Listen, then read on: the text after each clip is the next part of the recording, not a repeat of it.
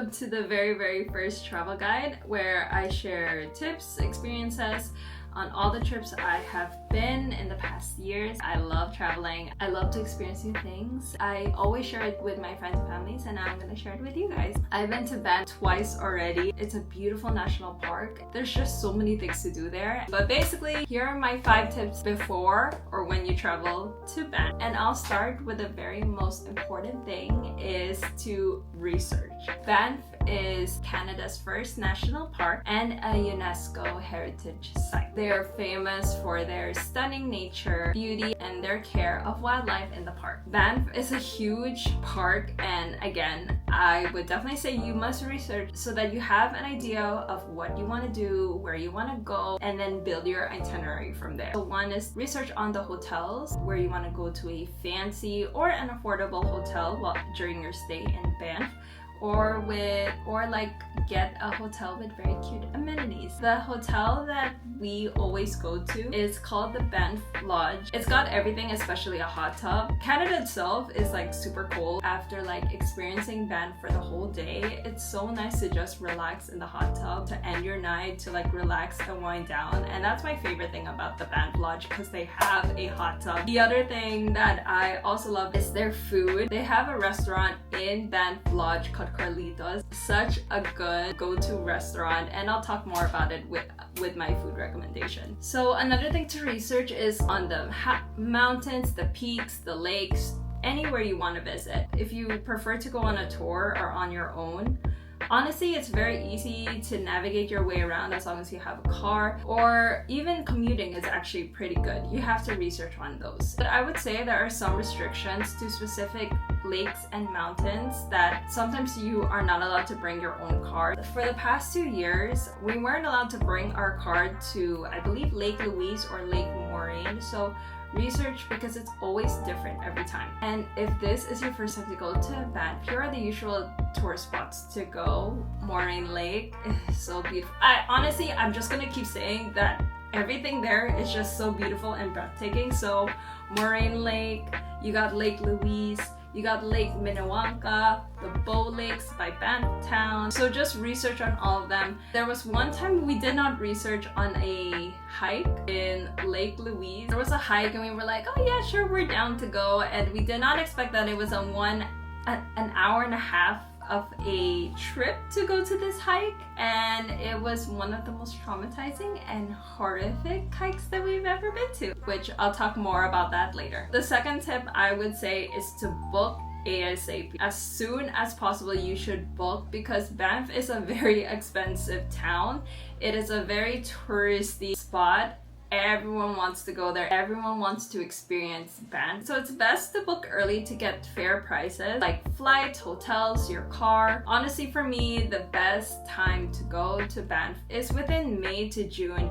It is still cold, but it's slowly going to the summer, which is good because it's still not yet the peak season. I asked one of the locals there, and they said the peak season where everyone wants to go is during the summer, which is from June onwards. May to July is actually pretty good because not a lot of people are there yet, and you get all types of weathers during your stay in BANFF. And that goes for my next tip. When you pack for all types of weather. Summer, winter, and straight up snow. There's gonna be one day where it will be freezing, and there's gonna be the next day where it's going to be raining, and then the next day is going to be sunny. And that goes the same for the 24 hours. In the morning, at 5 a.m. it's going to be super cold, so you gotta wear your earplugs, you gotta wear your heat tech, you gotta wear your scarf.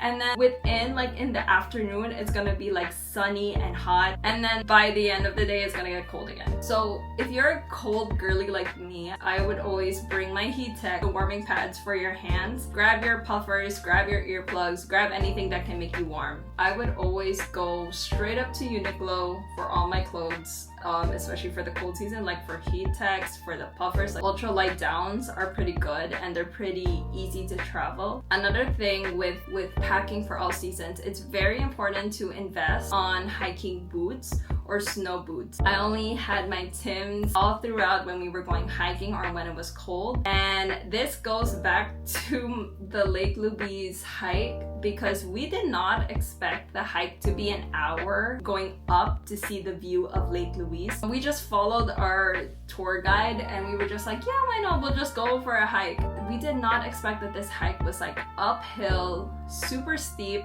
and it was still cold, so you had to deal with all the snow and the ice on the road, which was so slippery. I was so scared for myself because I felt like I would slip and hit my head, and that goes for my parents that also didn't know that we were going on this hike. Like, we were going all the way up. Was it worth it? Not so much. Really traumatizing because we also had to go back down the same way, and it was even more scarier because we had to hold on trees, we had to hold on each other.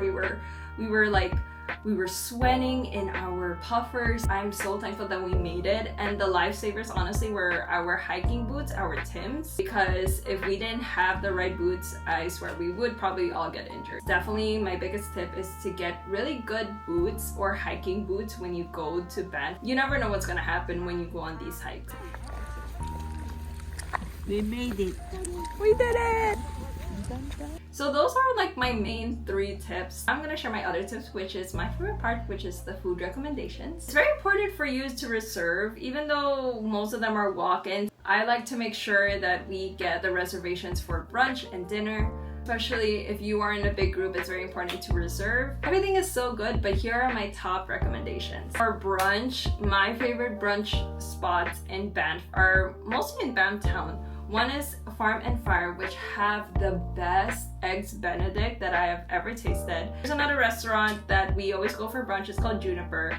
They have the standard breakfast, super good, but you are there for the scenic views. Juniper is a hotel/restaurant, say like a 5-minute drive from Banff town, and you are there for the views of having your brunch outside with all the mountains. It is just so gorgeous. You can never have a breakfast with that kind of view. It's just truly beautiful and one of a kind. For dinner spots, I have 4. Brazen, which we tried this year, and it was so good. It's Mediterranean and it's just so different. It's just one of a kind. My favorite thing about Brazen is the dessert. It's the chocolate mousse. The funny thing is with the chocolate mousse, the dessert I like was the chocolate mousse based on the Google reviews I saw.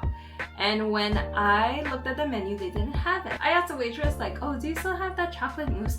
And they said, I can ask if they can make it for you. Like, it's very special. So I was like, yeah, we'll order one. At first we were like, is this worth it? We pushed through and made the order specific just for us.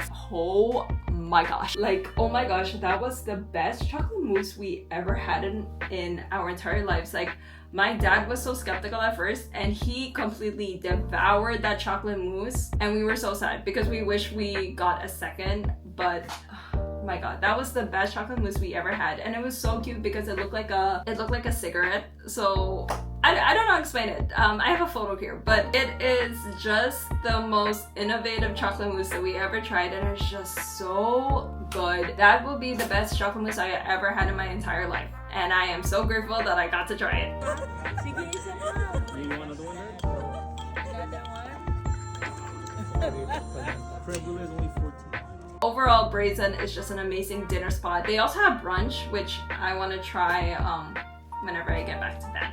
The second spot is actually not in Banff, but it's in Calgary. It's actually all over Canada, and I think there's some in the US. It's called Joey Barlow. It's just pretty good. I mean, it's a good place to just chill, have a drink, get good food. The food is just really good there. I think I'm just biased because everything in Canada is pretty good there. The third spot I would say is Carlitos. Carlitos is the restaurant I was talking about in the Banff Lodge Hotel. The pizzeria, they have everything there. They have poutine. If you're in Canada, you definitely have to get the poutine. We decided to try calzone, which is like a honey dip garlic bread, and that was just amazing. That was the best thing I ever had, and I never had calzone, and that was pretty damn fire. We're very excited to just come back mostly for the food.